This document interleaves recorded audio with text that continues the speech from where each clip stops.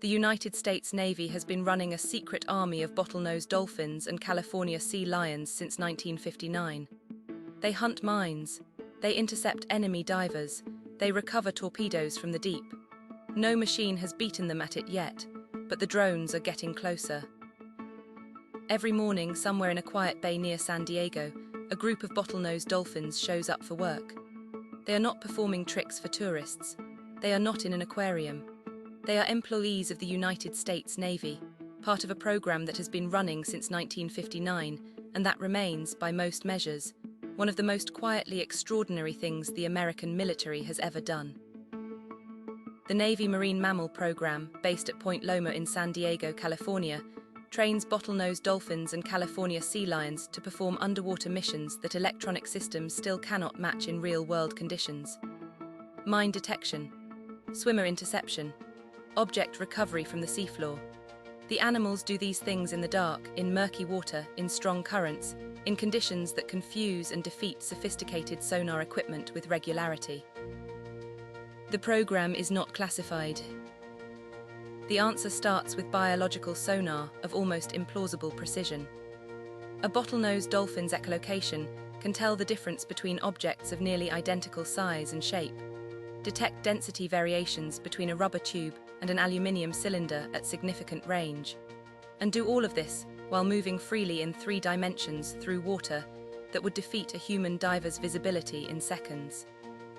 The Navy started studying this in the late 1950s and has never stopped being impressed by it. In the mine hunting role, a dolphin does not touch or detonate anything. It swims a search pattern, detects an anomaly on the seafloor using its sonar, returns to its handler on a small boat and signals a find. It then leads a diver to the location or places a marker buoy. The mine stays put.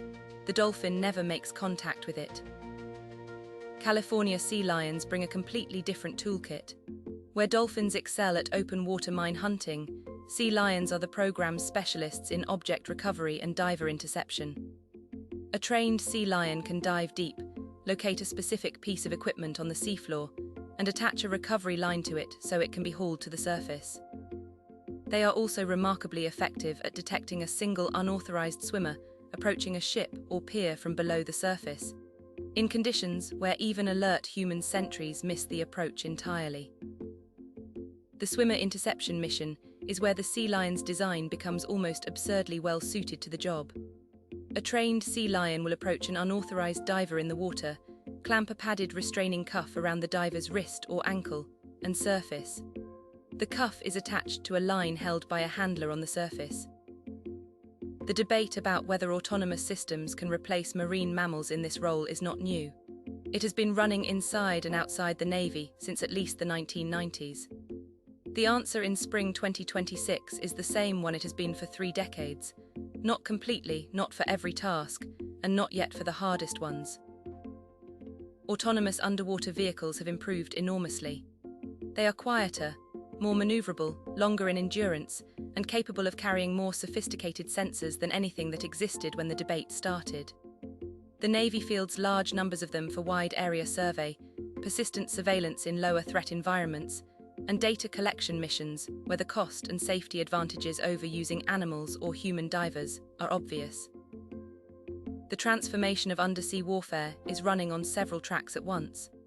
Laser-based detection systems using blue-green wavelengths that penetrate seawater have been under development for years, with Defense Advanced Research Projects Agency and Navy research funding investigating airborne laser scanning for mines and submarines.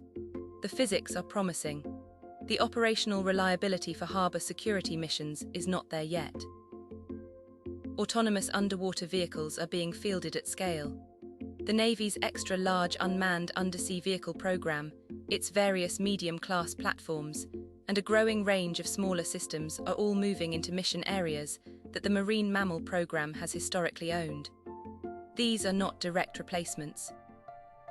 The Navy does not euthanize its retired marine mammals. Animals that complete their service career are kept at Point Loma for the remainder of their natural lives under veterinary care. The Navy has held this policy consistently throughout the program's history. Dolphins in the program have lived into their 40s, well beyond typical wild lifespans. Handlers generally work with the same animals for years, and the relationships are, by all accounts, genuine. The program's veterinary staff includes marine mammal medicine specialists. Animals receive regular health monitoring, voluntary medical training, where they learn to accept examination without restraint, and individually calibrated diets. This is not incidental. A healthy, engaged animal performs detection tasks at a higher level than one that is not, so the ethics and the operational outcomes point in the same direction. That's the story. For the full article, sources, and more news that matters, visit noproblemnews.com. noproblemnews.com, keeping you informed.